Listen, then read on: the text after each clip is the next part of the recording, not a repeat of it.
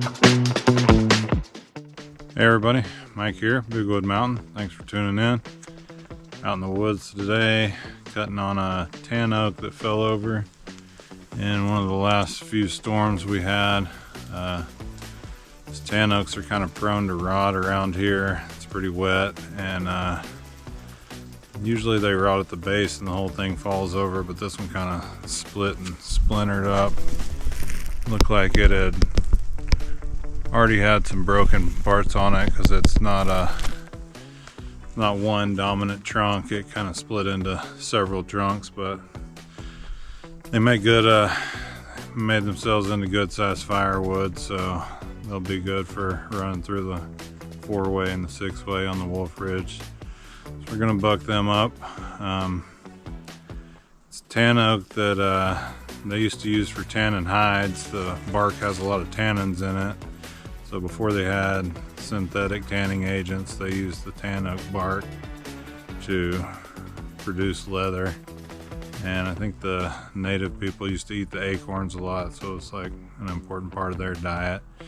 So it's a pretty cool tree, but around here it doesn't reach maturity that often. It usually rots and falls over before. I have a lot of tan oaks here, but I don't have a lot of real big ones. And then they kind of turn into brush when they regrow out of the stump, so it turns into kind of a brushy tree that doesn't grow up with a big dominant trunk. So I know a lot of the logging outfits don't love them.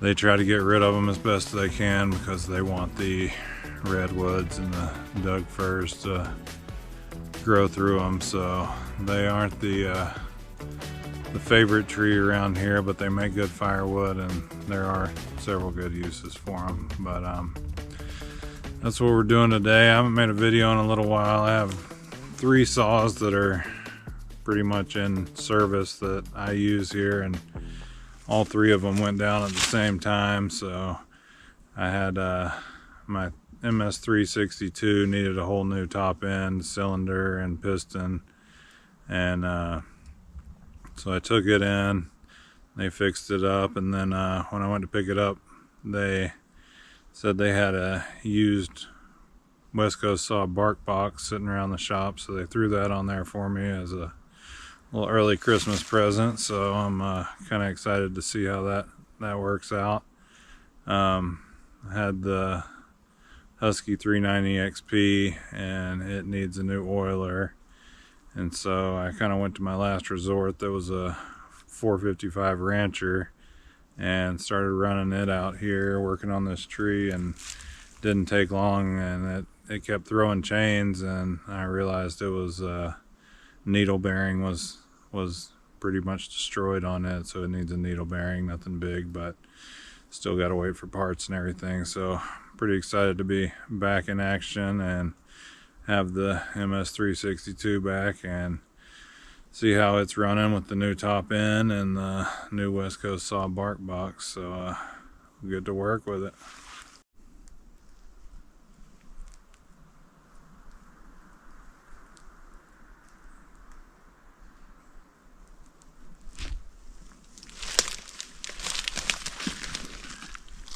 See, that tree was all hollow in there.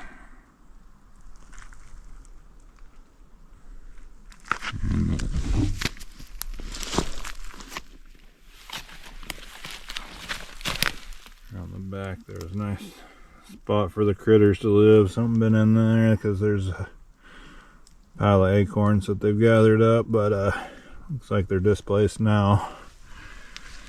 So this is what it left behind.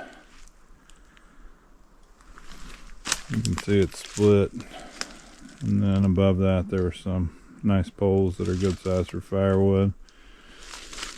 That's a big old stump there from logging back in the 60s, Doug fir stump. It's a good size stump there, and there's a lot of them around here. But it's grown up pretty good these days. There's a lot of nice sized timber in here.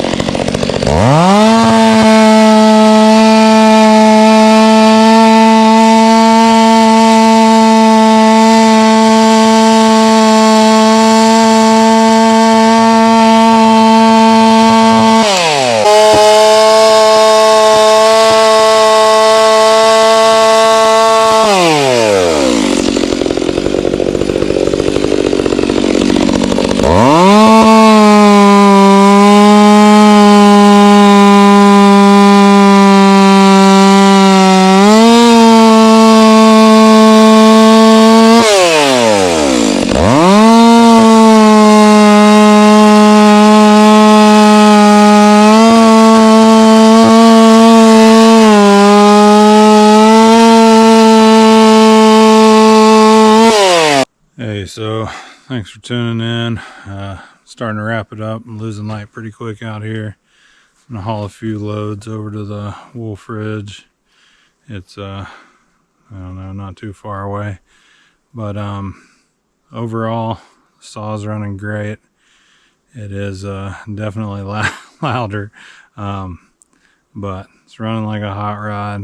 I don't know how much of it's the new cylinder and piston or how much of it's the bark box, but definitely no complaints. I'm sure I'd been progressively losing compression for a while with that worn out cylinder. And also I got a chain on here that's getting pretty small in the tooth. It's got maybe 1 or 2 more sharpenings in it and it's done.